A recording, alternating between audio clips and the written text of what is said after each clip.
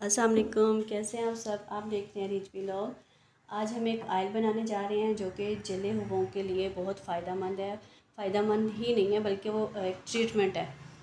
आप जो अल्लाह माफ़ करे, जैसे ज़्यादा जल जाता है, बहुत ज़्यादा जल जाता है, उसके लिए भी है। कम जलने जलने के का भी ये इलाज है।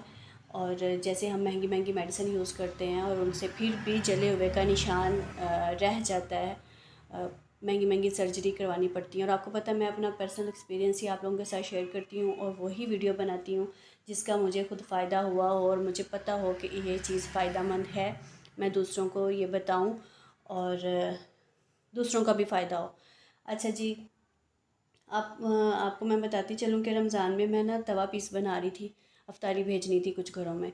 तो कुकिंग रेंज पे 3 चूल्हे एक टाइम पे जल रहे थे और मुझे नहीं पता, मैं मतलब बैक साइड से ना वो प्लेट लेने के लिए जब वापस ऐसे मुड़ी चूल्हे की तरफ तो ऐसे एक धमाका हुआ है, आवाज़ आई है उसमें से और ऐसे ऐसे आग निकली है।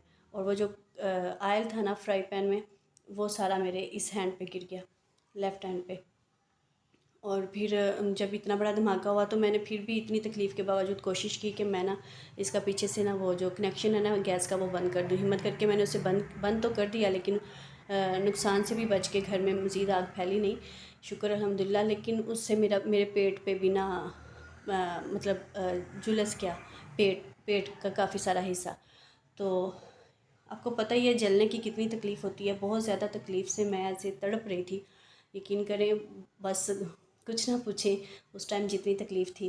खैर फिर ऐसा हुआ कि भाई मुझे डॉक्टर के पास ले गए, फ़ौरन इंजेक्शन लगवाया। ये इस तरह से अम्मी घर नहीं थे क्योंकि उस टाइम तबीयत इतनी ख़राब थी कि फ़ौरन से डॉक्टर पास ले गए। और लेकिन मेरी जलन ख़त्म नहीं हो रही थी। डॉक्टर ने एक ट्यूब दी, वो लगाई, इंजेक्शन लगाया, लेकिन मुझे इतनी तकलीफ़ थी, मुझे आराम नहीं आ रहा था। उतने में अम्मी जी घर आ गए तो अम्मी ने फिर ये एक आयल है, ये हमारे घर में मौजूद होता है, लेकिन मुझे पता नहीं था कि ये इतने जले हुए पे भी लगा सकते हैं। ये आयल मौजूद होता है थोड़ा बहुत जैसे हल्का सा कहीं आयल गिर गया या आंच पड़ गई गर्मी में कुकिंग करते हुए इस तरह से, या कभी होता है ना आयरन से इस्त्री से भी थोड़ा सा हाथ जल जाए तो आंवला सा बन जाता है, उस पर लगा दिया। इस तरह से तो ये यूज़ करते थे, पता था। लेकिन इस तरह से जले हुए पे, इस कदर जले हुए पे ये इतना अफेक्ट करेगा, इतना मतलब इतना देखें, आप खुद देखें, मैं बोलूँ तो क्या, आप खुद देखें, मेरे हाथ पे कहीं भी नहीं लग रहा कि मेरा हाथ जला था रमज़ान में। इतने बड़े बड़े आपले बने। आपको पता है आयल, इस पे पकता हुआ आयल गिरा था तो क्या क्या सूरत हाल होगी। तो यहाँ से फ्रंट से यहाँ से थोड़ा सा जला था, लेकिन बैक साइड पे बहुत बुरी तरह से सारी उंगलियाँ, ये सब कुछ ऐसे मोटे मोटे से वो पानी वाले जैसे आंवले से बन जाते हैं वो बन गए थे। खैर जलन इस कदर थी कि बहुत तकलीफ़ थी, रो रही थी मैं। तो अम्मी जी ने ना ये आयल जो घर में मौजूद था ना, वो मेरे हैंड पे लगाया। और जैसे ये लगा है ना, 1-2 मिनट के बाद मुझे ठंड, ये मुझे पता था मतलब जलन ख़त्म कर देगा। ये मुझे आइडिया था कि अम्मी अब ये लगा रहे हैं ना, मेरी जलन ख़त्म हो जाएगी। लेकिन आप यकीन करें, मैं फिर वही लगाती रही। 15-20 दिन मैंने यही लगाया, क्योंकि वो ट्यूब जो लगाते थे ना, उसको जब साफ़ करना पड़ा ना, तो बहुत तकलीफ़ हुई। मैं फिर डर गई, मैंने वो ट्यूब नहीं लगाई। फिर मैं यही लगाती रही कि इससे चलो मेरी जलन तो ख़त्म हो रही है ना।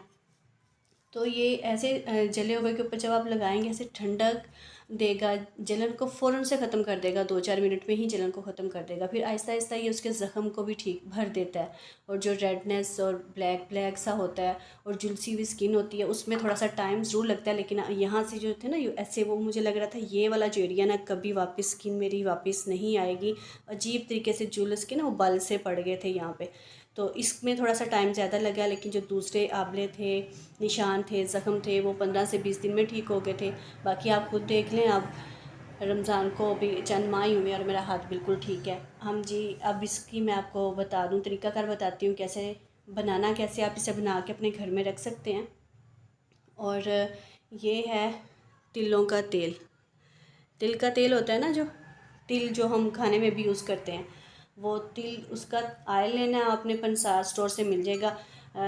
जैसे कि 200 ग्राम है, ठीक हो गया। और ये एक जड़ी बूटी है, इसको कहते हैं रतन जोत।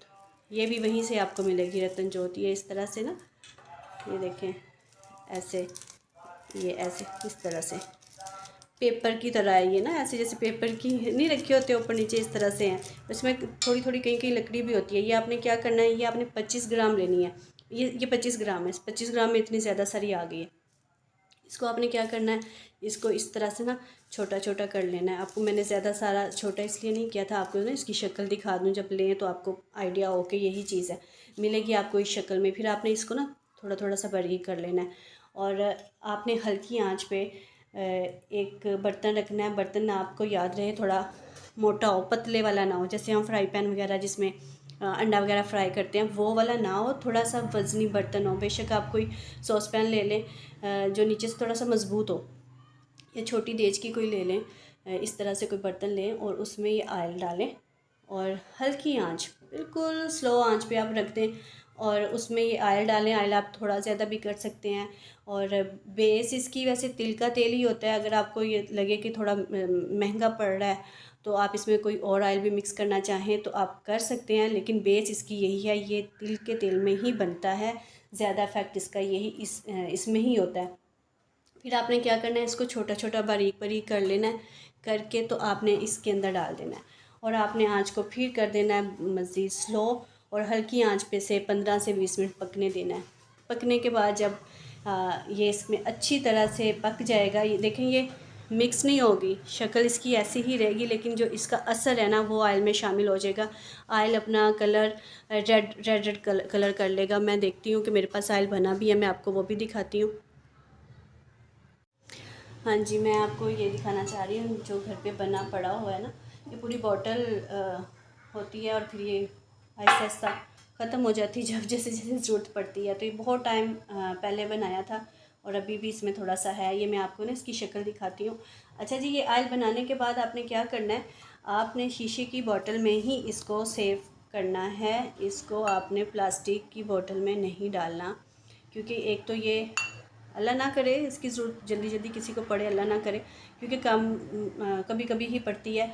तो फिर ये बना पड़ा रहेगा इसमें ना, इसमें ये ख़राब नहीं होगा और इसमें कोई केमिकल नहीं होता है इस बोतल में। प्लास्टिक में होता है। प्लास्टिक में आपने इसे नहीं रखना। शॉर्टकट बात बताने का मकसद ये है कि आपने किसी शीशे की बोतल में ही इसको रखना है। ये देखें इस तरह से इसका कलर हो जाएगा, ये ना रेड रेड कलर। ये जो जड़ी बूटी है ना, ये अपना कलर छोड़ती है, अपना असर कलर ये ऑयल में छोड़ देगी। फिर आपने इसको ठंडा होने देना, पड़ा रहने देना है। और अगर आप चाहें तो इसके समेत ही, मतलब जैसे ये है एज इट इज़ वैसे ही आप बोतल में किसी बर्तन में डाल के रख सकते हैं, शीशे के बर्तन में।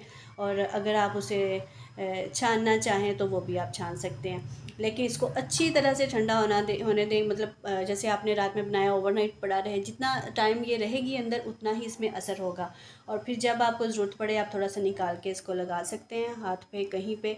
तो इंशाल्लाह ये बहुत इफ़ेक्टिव है जले हुए के लिए, निशान के लिए, या जिनका जल चुका है और उनके निशान नहीं जा रहे हैं वो भी इसको लगाएं और निशान कुछ ही दिनों में चले जाएंगे।